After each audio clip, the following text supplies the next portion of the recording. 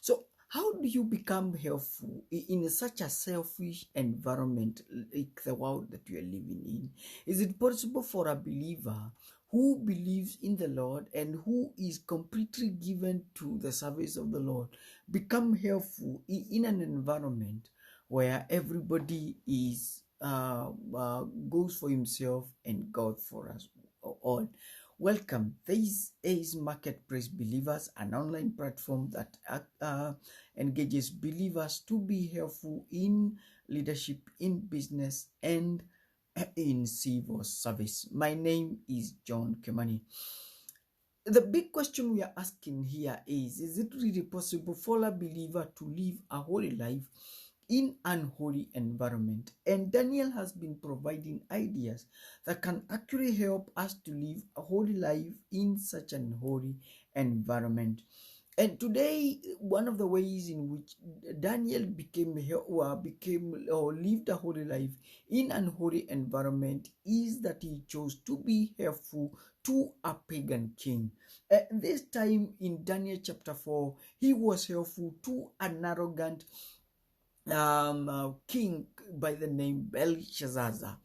And King Belshazzar decided to throw in a party, and it was a drinking party. It was a party of wastefulness, and he caused 1,000 nobles. And you need to remember, at that time, one of the things that is happening around them is that there was a planned attack, there was a siege. But given the protection in the room where they were drinking, he felt he threw the chaos to the wind. He didn't actually care. Instead of strategizing on how to attack or how to counter-attack the siege, he just went on a drinking spree. But and at that time, in his carelessness, he asked for cups from the temple of Jerusalem to use them to drink his crazy wine. And at that moment, when he was drinking, that's when a hand appeared on the wall and wrote those words, Mene Mene Tekel Pasin, which meant that your days are numbered and your kingdom has come to an end. He could not read. None of the magicians could read. None of the wise men would read. Again, proving to be incompetent in much as they were under the government payroll. And so Daniel is brought into this party and is asked, can you read that? And he read, and at the tail end of it, he decided to be helpful to this king. And we read this verse that he tells him, let me tell you, let me give you free advice.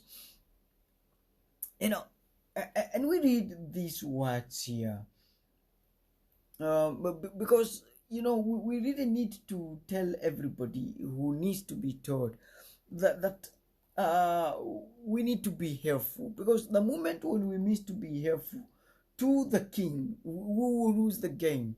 And look at Daniel giving the help in a humble manner. It was not arrogant. Actually, he uses the word please.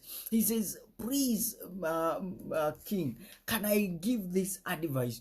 He doesn't feel like he is entitled. It doesn't feel like it is a must that he wants to give this advice.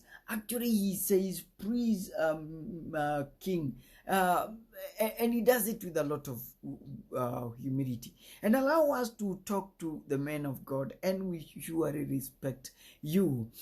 And we are simply saying, when you go in front of the king, in front of these pagan leaders, when you go to offer them advice, whether you have authority, whether the Lord spoke to you about it, you need to do it with a lot of humility. Because when you use humility talking to them, they will be able to listen to you. If you speak to them with arrogance, showing how important you are going to miss their ears. And the most important thing that you need to get from them is their own ears.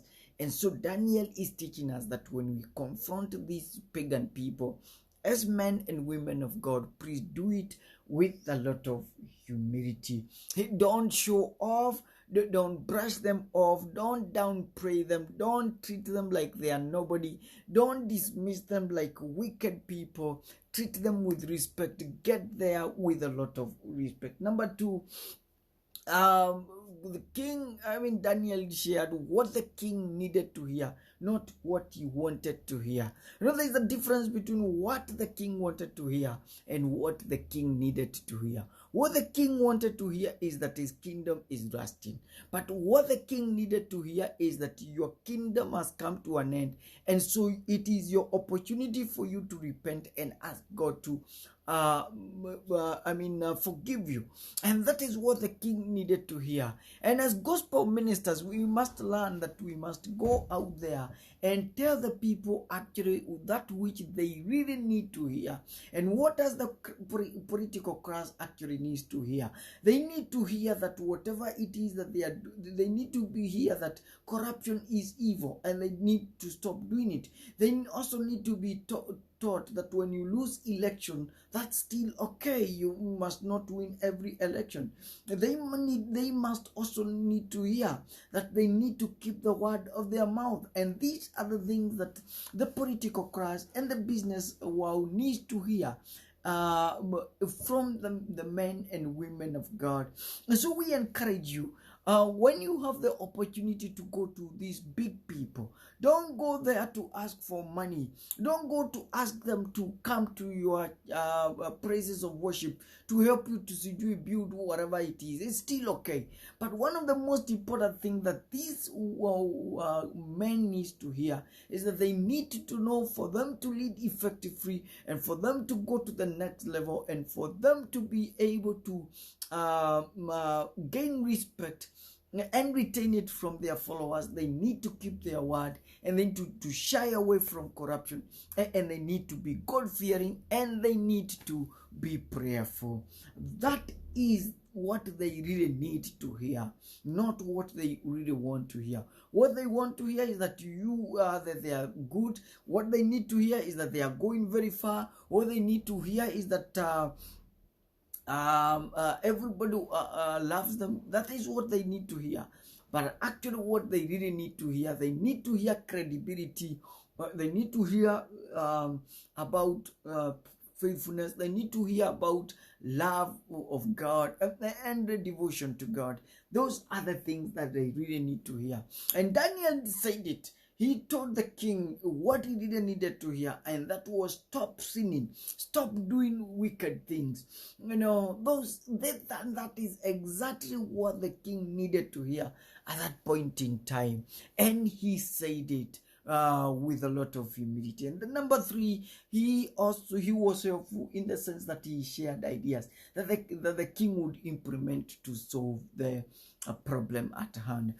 And this shows interest, this shows love, this shows the interest that Daniel had for this wicked king. Yes, the king had messed up, the king had done very silly things, but Daniel, out of a pastoral heart, out of love, out of respect that he had for Belshazzar, he goes out there and tells him, hey, Mr. King, you need to repent. You need to go before God and ask him to forgive you. You need to put your heart to God. You need to recognize God and make him the Lord of your life.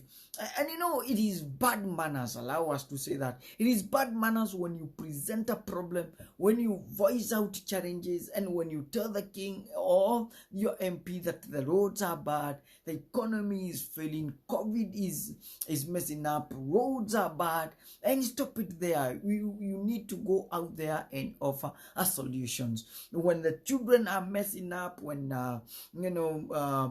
criminal activities are on the rise, you need to point it out, yes, but again you need to offer what we call practical suggestions. You need to give practical ideas. You need to give clear ideas. You need to show opportunities. You need to show solutions to the challenges that you've already pointed out.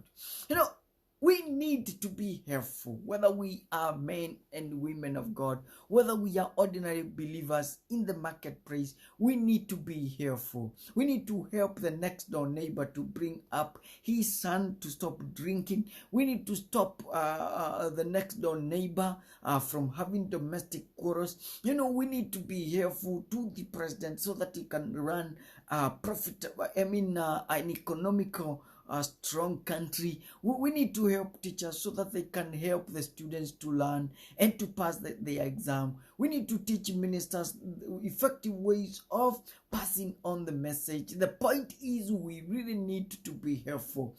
And with the resources and the knowledge and the talents, the giftings, the abilities, the capacities, the potential that God had given to us, we really need to rise up to the occasion and become helpful. Remember, if you don't become helpful in your generation, you become a big liability in the world. And so what are we suggesting to you? For us to be helpful, number one, we need to share suggestions to other people with humility. Number two, we need to share what the people need to hear, not what they want to hear. And then number three, we need to share ideas that others can implement to solve the problem at hand. That was Marketplace Believers, an online platform that shares ideas and insights that can help believers to be helpful in business, in leadership, and also in civil service. Please don't forget to subscribe to our YouTube channel for Faith Wanjiro and Pastor Water and Sue Mwende and Pastor Jeremy Mwangi. Thank you very much for taking your time to watch. Please, until next week, such a time as this, my name is John Kimani. Remember what you always say here, inawezekana. Have a blessed night.